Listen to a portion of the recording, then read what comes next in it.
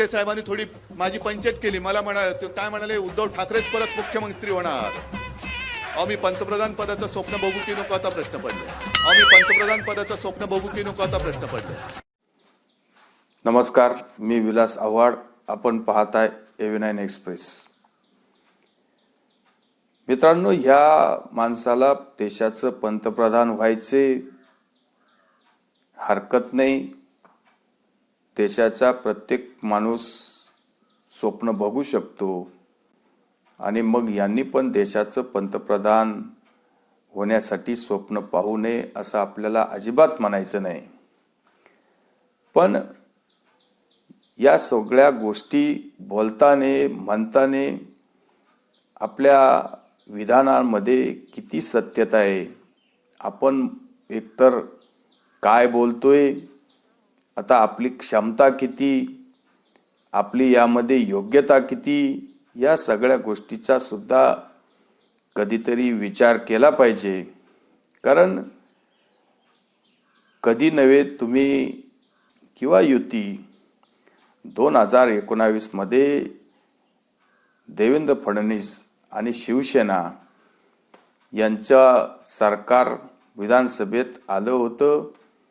तुम्ही भारतीय जनता पार्टीला बाजूला केलं, देवेंद्र फडणवीसांना मुख्यमंत्री होऊन द्यायचं नाही आणि देवेंद्र फडणवीसांना आपण पाठिंबा दिला नाही तर फडणवीस मुख्यमंत्री होत नाही, हीच एक गोष्ट तुम्हाला माहीत होती आणि त्याचाच तुम्ही गैरफायदा घेतला आणि दारं बाकीच्यांसाठी खुले केले आणि फडणवीसांना दरवाजे तुम्ही बंद केले.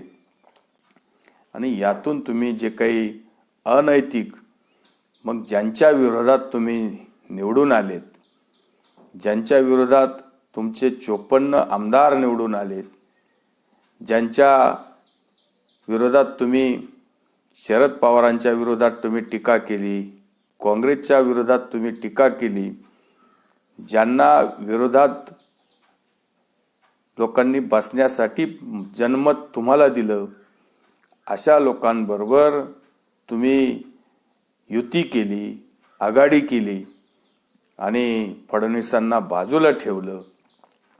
खरं तर हे अतिशय निंदनीय काम होतं. पण तरी पण राजकारणामध्ये कोणी कोणाबरोबर जावं आणि कोणी कोणाबरोबर जाऊ नये हा ज्याच्या त्याच्या नैतिकतेचा प्रश्न आहे. त्याची शिक्षा नक्कीच तुम्ही पण आज भोगतात आहे. पण मला हे सांगायचे की जर तुम्हाला 2.5 वर्षामध्ये अनेक गोष्टी राज्यासाठी करण्यासारख्या होत्या, त्या तुम्ही अजिबात केल्या नाही. पण अनेक प्रकारचे कोविडमध्ये, तुमच्या काळात कोविड आला, कोविडच्या काळामध्ये सुद्धा तुम्ही अनेक गोष्टी चांगल्या करू शकले असते, त्या केल्या नाही. महानगरपालिकेमध्ये अनेक प्रकारचे घोटाळे कोविड काळामध्ये झाले. आपल्याच बगलबच्च्यांना अनेक प्रकारचे कोट्यावधी रुपयाचे कामं, एकाच ठेकेदाराला अनेक प्रकारचे कामं देण्यात आले आणि त्यातून कोट्यावधी रुपयाचे भ्रष्टाचार झाले. या सगळ्या गोष्टी आपण माध्यमांमध्ये बघतो आणि शिवाय आपल्याला 2.5 वर्षामध्ये घरातून आपल्याला 2.5 दिवस सुद्धा आपण मंत्रालयात काम करायला गेले नाही. महाराष्ट्राचा कारभार आपण अगदी मातोश्रीत बसून घरकोंबड्यासारखा सांभाळला. या सगळ्या गोष्टी सुद्धा लोकांनी बघितल्या आहे. माध्यमांनी तुम्हाला 1 नंबरचं मुख्यमंत्रीपद देऊन टाकलं. देशामध्ये उद्धव ठाकरे हे 1 नंबरचे CM म्हणून तुम्हाला जे काही हरभऱ्याच्या झाडावर चढवलं आणि तुम्ही ह्या माध्यमांच्या नादी लागून स्वतःच तुम्हाला असं वाटायला लागलं की आपण 1 नंबरचे मुख्यमंत्री आहे. पण माध्यम तुमचा गैरफायदा घेत होते. माध्यम तुम्हाला जी काही राज्यातली खरी परिस्थिती आहे ती सांगत नव्हते आणि तुम्ही या माध्यमांच्या भानगडीत पडले. यांच्या या थापांना किंवा यांच्या या खोट्या स्तुतीला बळी पडल्यामुळं तुम्हाला तुमच्या पक्षापासून दूर जावं लागलं किंवा पक्षाला जे काही घरघर लागली पक्ष फुटला आणि पक्षाचे दोन फाड झाले.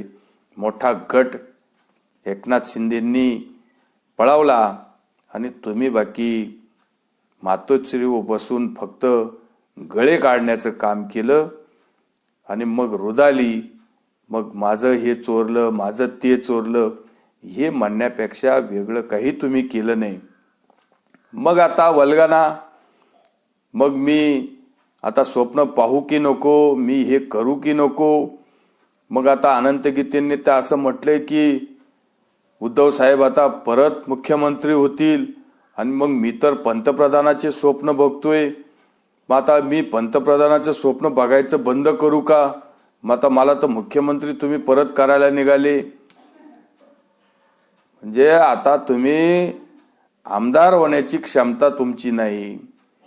तुम्ही 2.5 वर्षामध्ये तुम्हाला विधानसभेचं, विधान परिषदेचं आमदारकी मिळण्यासाठी सुद्धा मोदींच्या 4 वेळा तुम्हाला पाया पडावं लागलं आणि तुम्ही अक्षरशः पंतप्रधानाची भाषा करता. ते मुळात 2.5 वर्षामध्ये अनेक प्रकारच्या अशा घटना घडल्या की उद्धव ठाकरेंनी कधी मातोश्रीवर येऊन, बाहेर येऊन कधी पाहिल्याच नाही. अनेक लोकांवर अन्याय झाले. कोणालाही उठून अटक करायची, केंद्रीय मंत्री असो, कोणाचंही घर पाडायचं. पालघरमध्ये साधू संतांची हत्या झाली, त्याची सुद्धा हाय उद्धव ठाकरेंना लागली आणि कुणी टीका केली की त्याला जेलमध्ये टाकायचं. मग तो पत्रकार असो की मग तो एक्स मिलिटरी मॅन असो, कुणी अभिनेत्री असेल आणि कुणी संघाचा एखादा कार्यकर्ता असेल, फक्त उद्धव ठाकरेच्या विरोधात बोलले की त्याला जेलमध्ये टाकायचं. ही अशी तानाशाही आणि अशी हुकुमशाही सुद्धा उद्धव ठाकरेंनी राज्यात त्यांचं सरकार असताना लावलेली आहे. आणि उद्धव ठाकरेंना पंतप्रधान व्हायचे. उद्धव ठाकरे पंतप्रधान नाही, उद्धव ठाकरे या देशाचे राष्ट्रपती होऊ शकतात. आपल्याला त्याबद्दलचं काही म्हणायचं नाही. पण आपण आपल्या काळामध्ये काय काय गोष्टी केल्या आहेत, राज्याला कुठं नेऊन ठेवलं, राज्यामध्ये किती उद्योग आले किंवा देशाचा विकास किती झाला, तुम्ही देशामध्ये कुठल्या कंपन्या आणल्या, किती लोकांना तुम्ही रोजगार दिला, महिलांसाठी काय काम केलं किंवा शेतीसाठी काय काम केलं, युवकांसाठी काय केलं, शिक्षणासाठी काय केलं, या गोष्टी बाकी तुम्ही सांगत नाही. फक्त माझा बाप चोरला, माझा पक्ष चोरला, माझं धनुष्य चोरलं, माझं शिवसेना चोरलं. आणि शिवसेनेमध्ये बाळासाहेब ठाकरेंनी काही विचार दिले होते. आजही बाळासाहेब ठाकरेंचे विचार जे एकनाथ शिंदेबरोबर आहे आणि एकनाथ शिंदे ते विचाराला जोपासण्याचं काम करतात. ते ज्या प्रकारे तुमचं असं म्हणणं आहे की शिवाजी महाराज कुणी होऊ शकत नाही, छत्रपती शिवाजी महाराज खरं तर कुणीच होत नाही, शिवाजी महाराजांची तुलना सुद्धा कुणी करणार पण नाही. आणि जे काही तुम्ही गोविंदगिरी महाराजांच्या बाबतीत वाईट शब्दात टिप्पणी केली ती सुद्धा अतिशय घाणेरडी आहे. पंतप्रधानांच्या बाबतीत गोविंदगिरी महाराजांनी इतकंच म्हटलं होतं की छत्रपती शिवाजी महाराजांचे काही विचार नरेंद्र मोदींमध्ये दिसतात. विचार म्हटलं होतं. छत्रपती शिवाजी महाराजांसारखे नरेंद्र मोदी दिसतात असं त्यांनी कुठेही म्हटलं नव्हतं.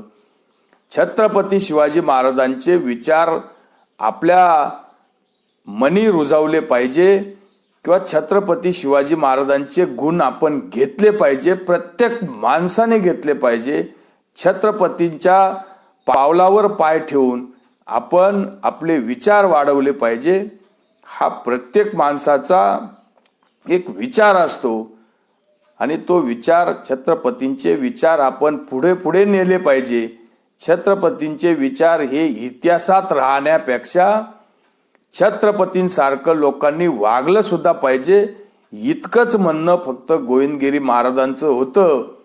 गोविंदगिरी महाराजांनी कुठेही नरेंद्र मोदींची किंवा छत्रपती शिवाजी महाराजांची तुलना केली नाही. छत्रपती शिवाजी महाराज हे एकमेवच होते. नरेंद्र मोदी कधीच छत्रपती शिवाजी महाराज होऊ शकत नाही हे त्यांनी पण स्पष्ट केलं. पण उद्धव ठाकरेंनी बाकी ही सुद्धा गोष्ट अतिशय वेगळ्या पद्धतीने सांगून गोविंद महाराजांच्या बाबतीत जी काही उद्धव ठाकरेंनी टीका टिप्पणी केली ती अतिशय हलक्या शब्दात, अतिशय घाणेरड्या शब्दात केलेली आहे.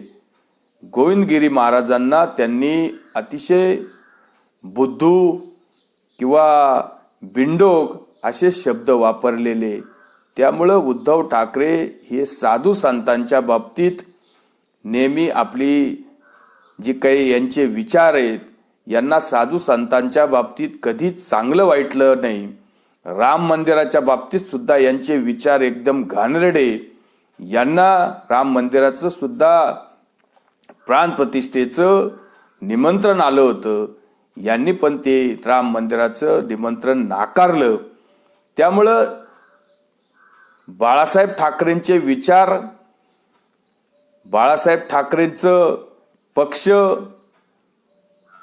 एकनाथ शिंदेकडे, तुमच्याकडं फक्त बाळासाहेब ठाकरेंचा वारसा आहेत. बाळासाहेब ठाकरेंचे विचार बाकी तुमच्यामध्ये नाही हे स्पष्ट दिसते.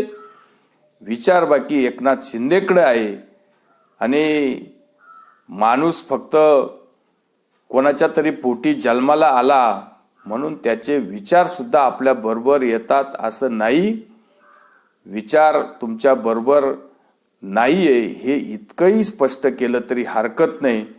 कारण तुम्ही नेहमी साधू संतांवर जे अतिशय तपश्चर्येने त्यांनी महंत झालेले आहेत आणि अतिशय योग्य शब्दात त्यांनी नरेंद्र मोदींच्या उपवासाच्या बाबतीत जे काही त्यांनी प्राण प्रतिष्ठेच्या वेळेस गोविंदगिरी महाराजांनी जी काही माहिती दिली ती माहिती ऐकल्यावर लोक भावुक झाले होते.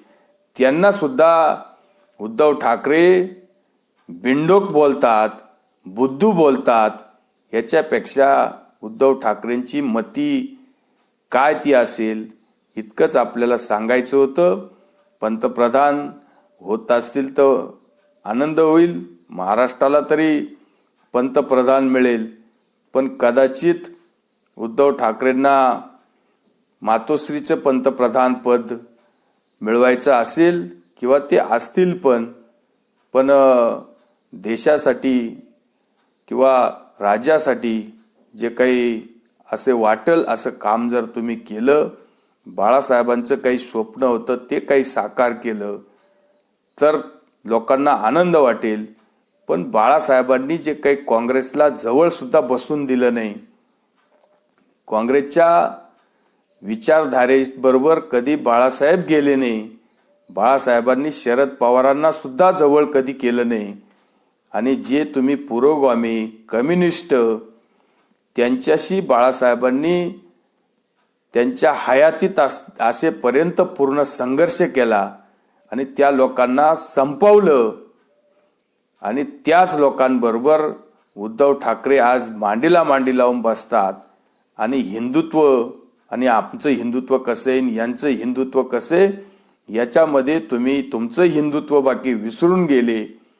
आणि ज्या विचारधारेबरोबर आपला पक्ष बाळासाहेबांनी संघटन उभं केलं त्यापासून तुम्ही कोसो दूर आता दूर निघून गेलेले आणि तुम्हाला वेगवेगळे स्वप्न पडतील. स्वप्नातही तुम्हाला काही स्वप्न पडतील. या सगळ्या गोष्टी महाराष्ट्र बघतोय. तुर्तच थांबतो. व्हिडिओ आवडला असेल तर लाईक करा, शेअर करा. धन्यवाद.